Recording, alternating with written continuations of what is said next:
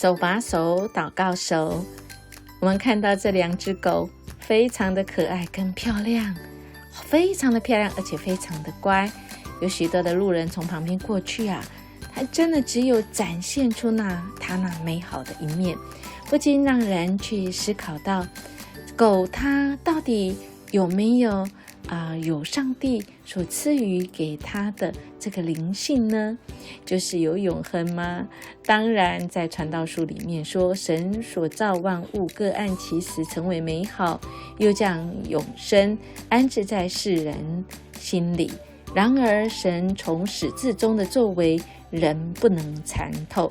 对，我们如果表面上看这些字啊，我们大概会认为，哇，人呢真的是比上帝所创造的万物更大，物为我用的心态，以至于我们特别是华人，我们真的是就破坏了上帝所创造的除了人以外的。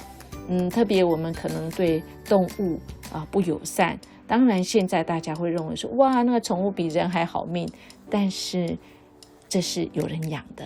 如果没有人养的，在野地里的，在其他的，我们也不乏听见很多人虐待动物的这样的事情。所以我想我们必须要来面对一件事，就是我们必须来思考上帝所创造的这一切是这么美好，那么我们应当怎么样来尊重上帝所创造的这个万物呢？我们好不好来今天我们一起来感谢上帝在我们当中，特别是他所创造万物的美好。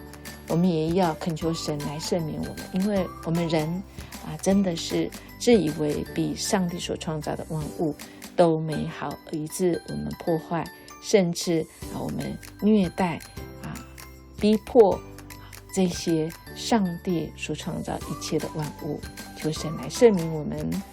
家庭也一样，我们一起来分享上帝所赐给我们的家庭那一切美好，透过万物他所创造的万物，我们经历上帝美好，更认识上帝，也更认识我们自己的有限，以及神爱我们。手牵手，祈祷的手。